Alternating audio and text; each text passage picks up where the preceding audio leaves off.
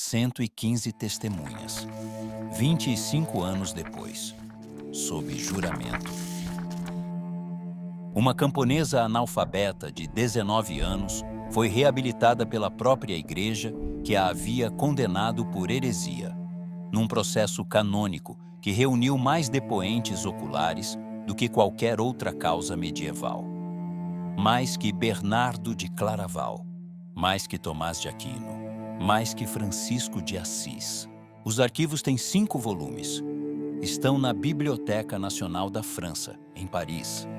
Soldados que combateram com ela, vizinhas que a viram crescer, o notário que escreveu as atas do julgamento que a condenou, todos chorando 25 anos depois, sob juramento. Nos próximos 27 minutos, vamos reconstituir o que 115 pessoas se recusaram a deixar morrer. Vamos percorrer 7 elementos documentais. As 3 vozes que ela disse ouvir desde os 13 anos. A espada encontrada exatamente onde ela disse que estava enterrada. A previsão do ferimento em Orleans, registrada por escrito antes do combate. Os 101 artigos de impugnação do processo original. As 115 deposições do processo de nulificação. A recolha técnica do inquisidor Brehal, com 900 citações canônicas. E a frase final que ela teria pronunciado 6 vezes, segundo o frade dominicano que a confessou. Joana nasceu em Domremy, Lorena, no nordeste da França, por volta de 1412, filha de Jacques d'Arc, lavrador proprietário, e de Isabel Romé. Era a Guerra dos 100 Anos. A França estava partida ao meio. Este é um trabalho de pesquisa documental baseado em fontes primárias eclesiásticas. As atas do processo de condenação de 1431. As atas do processo de nulificação de 1456 e as edições críticas de Pierre Tisset e Pierre Duparc. Não é orientação espiritual, médica ou psicológica. É a história da Igreja apresentada com rigor acadêmico. Reconstrução que vocês vão acompanhar exigiu o cruzamento de 5 edições críticas em 3 idiomas e meses de leitura das deposições nominais.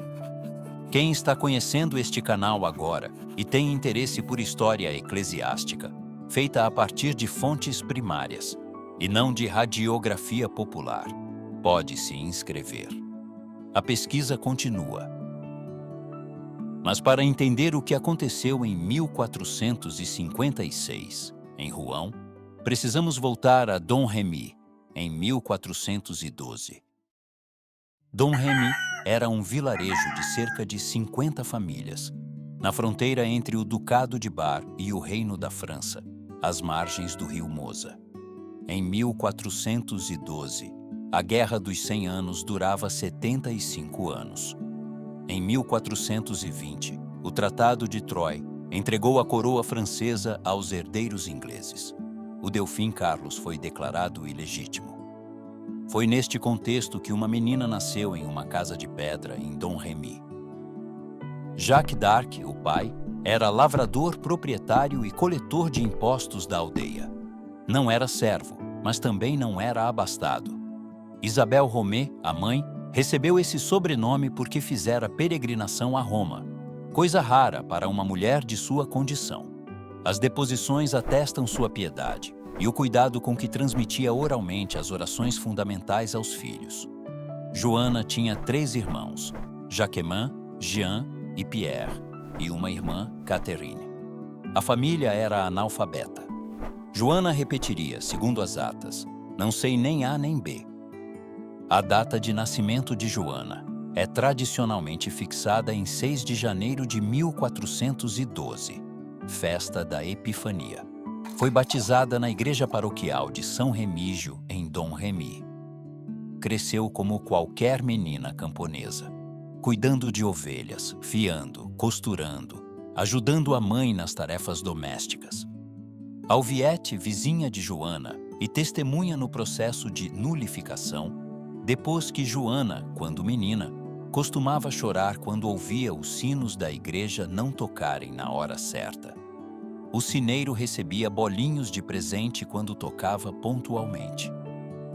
Em 1425, quando Joana tinha 13 anos, tropas anglo-borgonhesas atacaram Dom Remy. Foi nesse mesmo ano que algo começou a acontecer no jardim da casa de Jacques d'Arc. Algo que Joana não contaria a ninguém durante anos.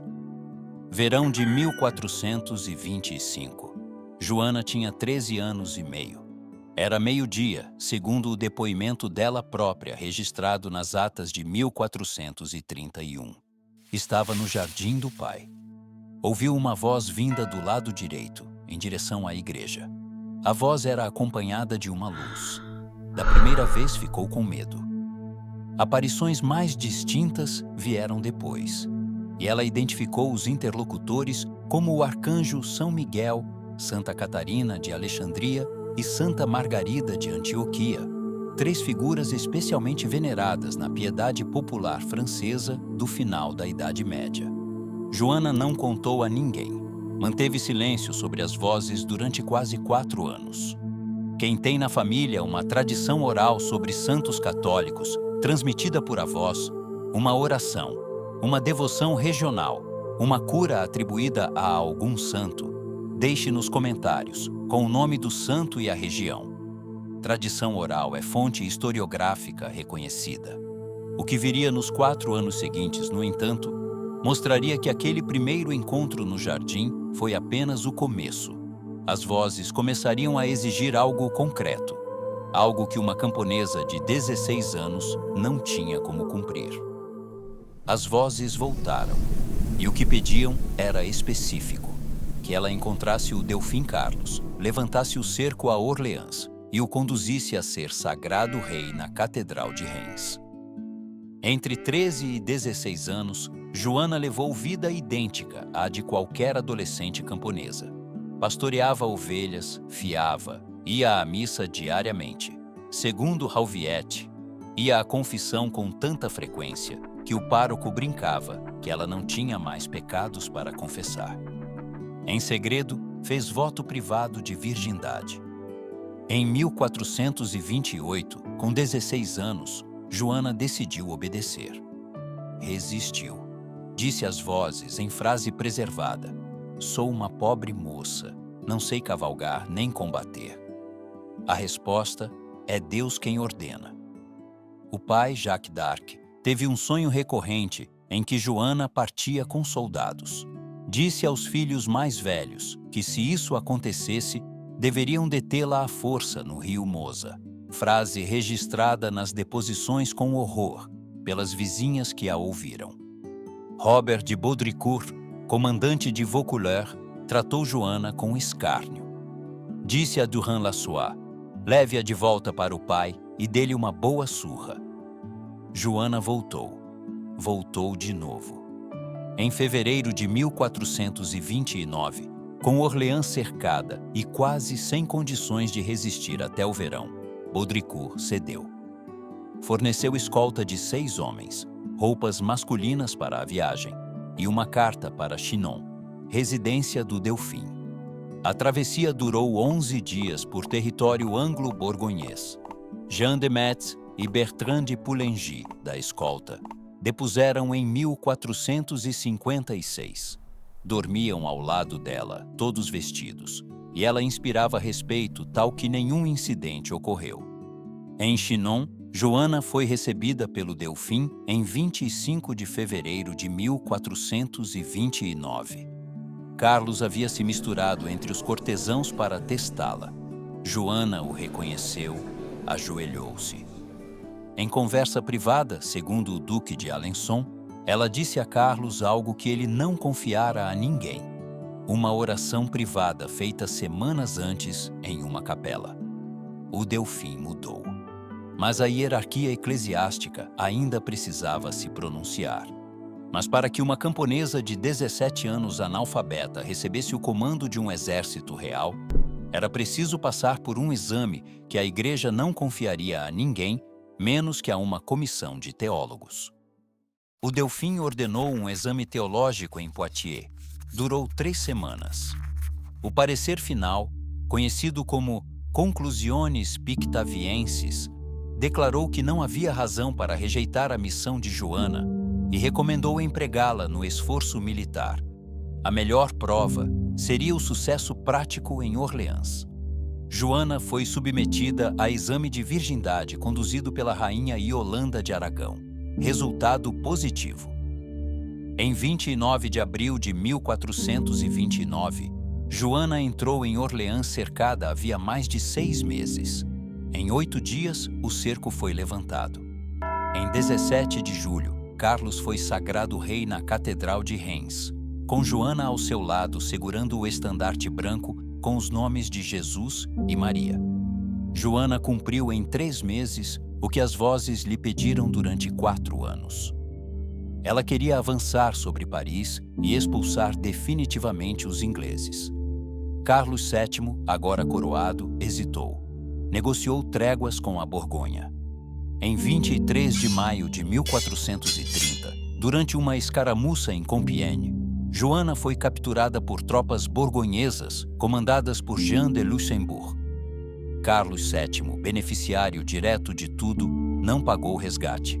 Não fez tentativa diplomática de libertá-la.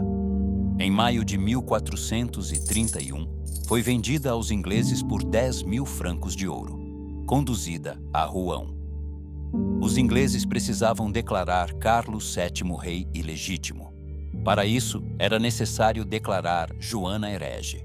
Era preciso desfazer retrospectivamente a sagração de Reims. O processo começou em 9 de janeiro de 1431, presidido por Pierre Cochon, bispo de Beauvais, deslocado de sua diocese pelo avanço francês e dependente da coroa inglesa. O notário enviado a Dom Remy para coletar testemunhas contra Joana, Nicolas Bailly, retornou com depoimentos favoráveis. Frase registrada: "Não encontrei nada a respeito de Joana que eu não gostaria de encontrar a respeito da minha própria irmã." Cachon ficou furioso. Acusou Bailly de traidor e mau homem e recusou-lhe o pagamento. Jean Lemaitre, vice-inquisidor do norte da França, opôs-se ao processo desde o início. Foi forçado a participar sob graves ameaças pelas autoridades militares inglesas, registradas nas deposições posteriores. Joana foi mantida em prisão militar inglesa, vigiada por soldados dia e noite, sem advogado. O processo durou 5 meses, 70 sessões. Os interrogatórios eram conduzidos por dezenas de juízes em latim, com perguntas insidiosas formuladas para fazer Joana incorrer em contradição. Ela respondia em francês, com clareza. Quando perguntada se sabia se estava em estado de graça, armadilha, pois afirmar que sim seria orgulho herético, ela respondeu: "Se não estou, que Deus me ponha. Se estou, que Deus me mantenha." Os assistentes anotaram, segundo Manchon, que aquela resposta os fez calar. Em 23 de maio, foi pronunciada a sentença de heresia. No dia seguinte, no cemitério de Saint-Ouen, sob ameaça iminente da pena prevista, Joana assinou um documento de abjuração que, segundo Manchon, ela não compreendeu. Não sabia ler. 3 dias depois, foi acusada de relapsa, porque havia voltado a usar roupas masculinas. A roupa feminina que lhe haviam dado fora retirada. Só restavam roupas masculinas no recinto. O que aconteceu em 28 de maio, segundo Martin Ladvenu, que a confessou nas últimas horas, Joana descreveu como o momento em que sentiu, mais claramente do que em qualquer outra hora, que as vozes não a haviam abandonado. Em 28 de maio de 1431, Joana voltou a usar as roupas masculinas. As atas registram a explicação dela ao tribunal, no interrogatório feito naquele mesmo dia. As vozes haviam voltado e tinham-lhe dito que ela cometera grave traição contra Deus ao assinar a abjuração de Saint-Ouen. Frase preservada nas transcrições do Tribunal Eclesiástico, registrada como documento histórico na deposição do notário Guillaume Manchon. Tudo o que disse foi por medo do fogo. e prefiro fazer penitência de uma só vez, partindo desta vida, a suportar mais tempo a pena na prisão. Joana havia recuperado, naquelas horas finais, exatamente aquilo que havia perdido sob coação: a coerência absoluta entre o que afirmava ouvir, o que declarava acreditar e o que estava disposta a sustentar publicamente. O frade dominicano Martin Ladvenu, que a confessou na manhã da execução e que depôs em 1456, descreveu Joana como extraordinariamente lúcida, solicitando os sacramentos, recebendo a comunhão, pedindo um crucifixo. Manchon, o notário, depôs que naquele dia chorou pela primeira vez em sua carreira de tabelião eclesiástico. O comportamento de Joana nas últimas horas, segundo os depoimentos, foi de tal natureza que vários membros do tribunal anglo-borgonhês, incluindo o teólogo dominicano Isambard de la Pierre, que fora um dos mais hostis nas sessões anteriores, pediram a ela perdão de joelhos. Ladvenu permaneceu ao lado dela durante toda a execução. As atas registram que ele segurou, sob ordem dela, um crucifixo elevado, para que ela pudesse vê-lo enquanto isso fosse possível. 5 testemunhas em depoimentos separados em 1456, Manchon, Ladvenu, Isambard de la Pierre, Jean Massieu e o cidadão burguês de Rouen chamado Pierre Cusquely, relataram com pequenas variações irrelevantes a mesma frase final. Joana teria pronunciado o nome de Jesus 6 vezes consecutivas. A última, segundo Ladvenu, tão alta que foi ouvida por todos os que estavam na praça do Velho Mercado. A partir daquele momento, segundo todos os biógrafos contemporâneos e segundo o relatório oficial enviado por Jean Pasquerel, capelão pessoal de Joana, começaram a aparecer os primeiros sinais de que algo extraordinário se passara. Sinais que 115 testemunhas, 25 anos depois, depuseram sob juramento. Antes de Orleans, Joana recusou a espada que o Delfim lhe ofereceu. Pediu que se procurasse uma espada antiga enterrada atrás do altar da capela de Sainte-Catherine de Fierbois. Os clérigos escavaram. A espada estava lá, com 5 cruzes gravadas, conforme Joana havia descrito antes da escavação. A carta do Sire de Rotzlaer, registrada em Bruxelas, descreve o achado. Joana previra, em frase registrada por escrito antes do combate, que seria ferida acima do peito durante o assalto a Orleans. A carta do Sire de Rotzlaer, datada e registrada antes da batalha, contém esta previsão. Em 7 de maio de 1429, durante o ataque a Tourelle, Joana foi atingida por flecha entre o pescoço e o ombro direito. A coroação de Carlos VII em Reims, em 17 de julho, era considerada militarmente impossível em maio do mesmo ano. Reims estava em território anglo-borgonhês. Joana anunciara a sagração antes de Orleans ser libertada. Aconteceu na data e no local previstos. Mas a Igreja exigiria e teria algo único. 115 testemunhas oculares, depondo sob juramento, 25 anos depois. Mas a anulação canônica de 1456 não era ainda canonização. Para que Joana fosse declarada santa, faltavam outros 4 séculos e meio e uma confirmação de outra natureza. Carlos VII permaneceu em silêncio sobre a partida de Joana durante 19 anos.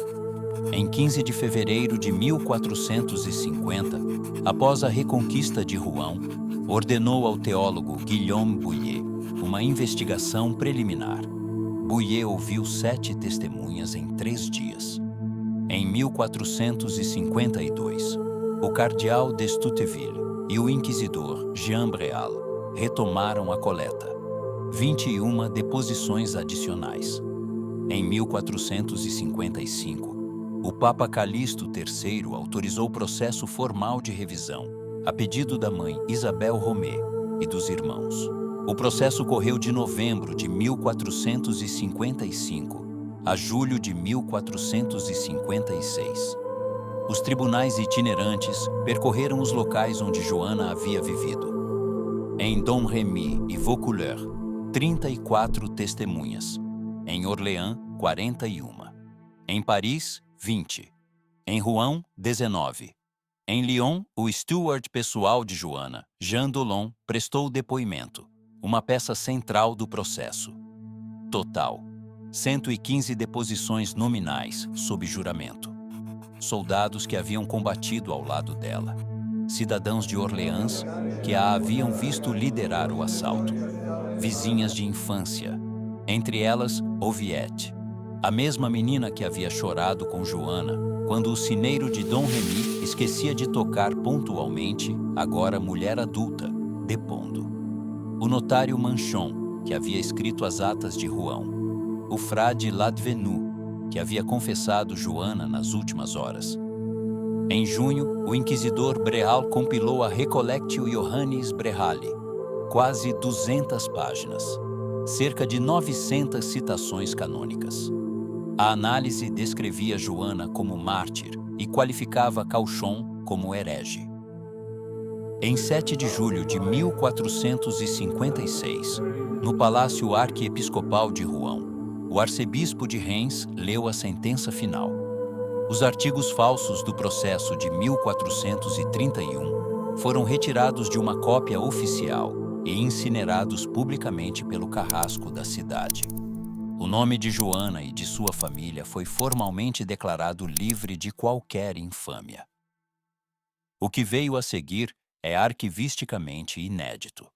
Nenhuma outra figura medieval, nem Bernardo de Claraval, nem Tomás de Aquino, nem Francisco de Assis, gerou processo eclesiástico com este volume de deposições oculares.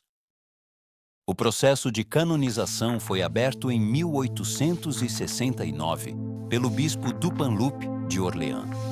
Os 2 milagres requeridos foram avaliados por comissões médicas eclesiásticas.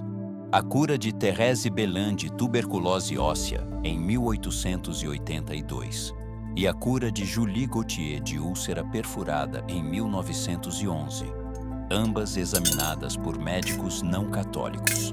Beatificação em 1909, por Pio X. Canonização em 16 de maio de 1920, por Bento XV. Em 1841, Jules Quicherat publicou a primeira edição integral, em 5 volumes das atas. Em 1960, Pierre Tisset publicou a edição crítica do processo de condenação. Em 1977, Pierre Duparc publicou a edição crítica completa do processo de nulificação. Quem chegou até aqui é a minoria. A maioria desistiu antes de saber que existem 5 volumes de atas, examinados por médicos não católicos, ratificados pelo Vaticano.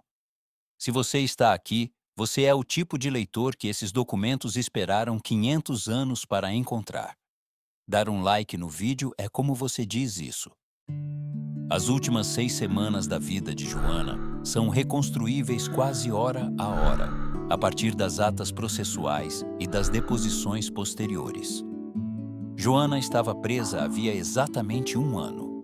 Jean Massieu, o juiz do tribunal, depôs que ela havia adoecido gravemente entre março e abril de 1431, possivelmente por causa não natural, segundo suspeitas documentadas no processo de nulificação. Recebeu cuidados médicos, porque os ingleses queriam-na viva. O conde de Warwick declarou: ela não pode falecer de modo comum. Isso seria um desastre.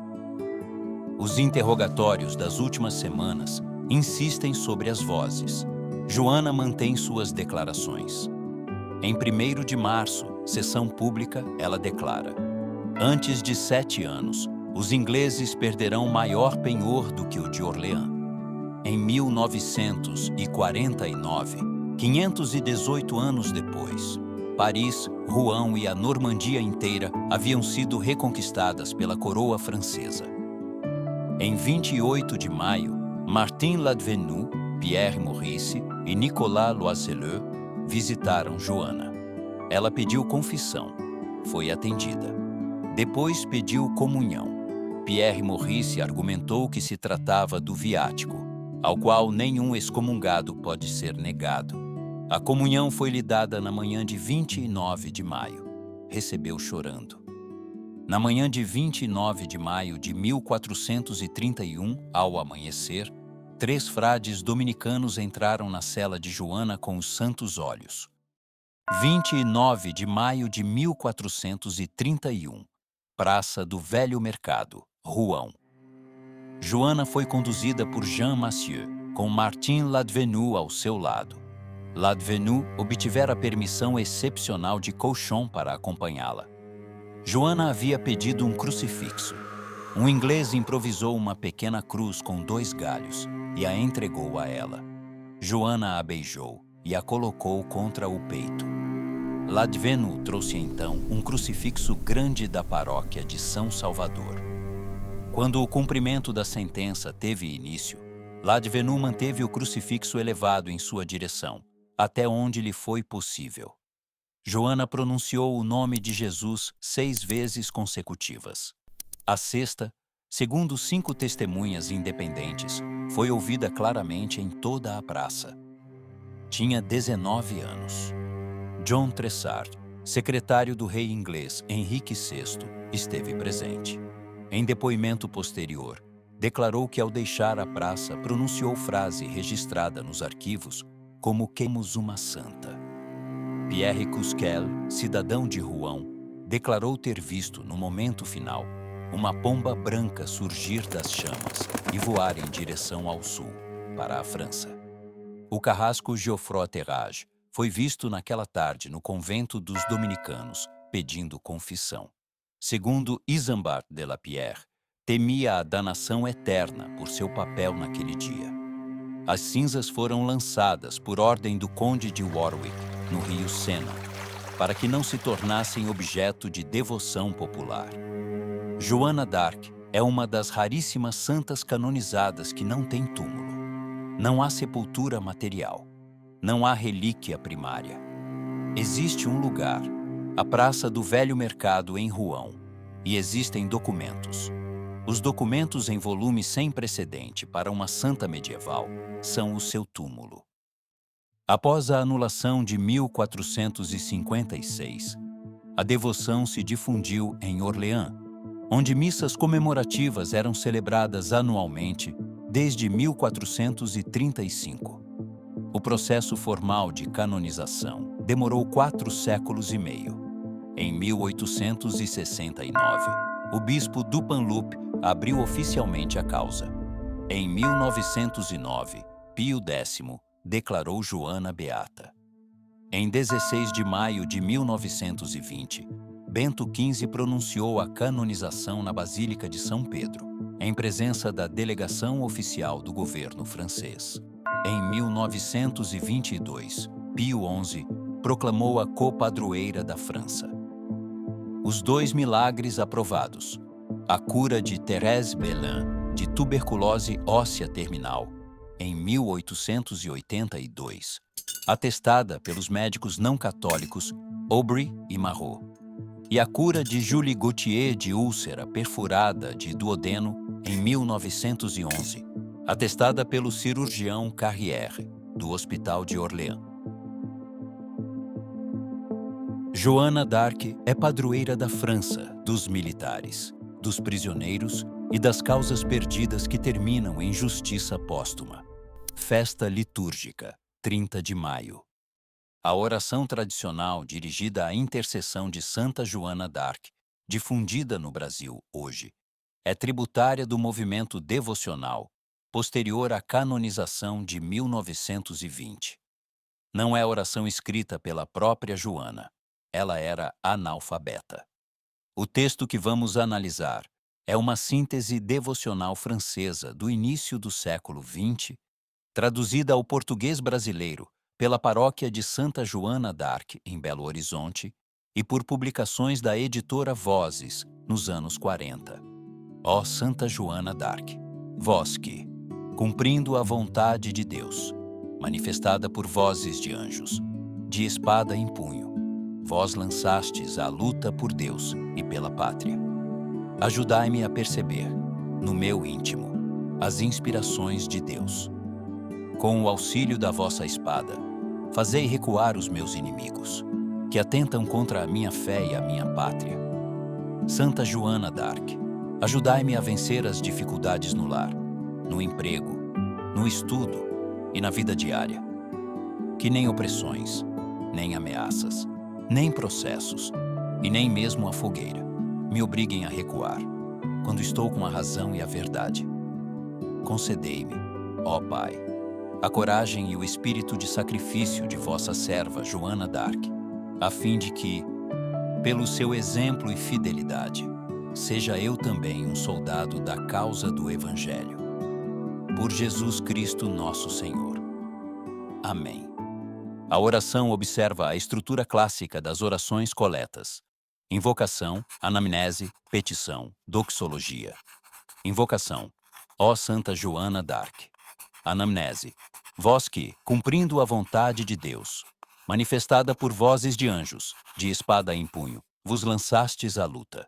A expressão vozes de anjos reflete a preocupação canônica de não nomear Joana como mística especulativa, mas como obediente à manifestação angélica.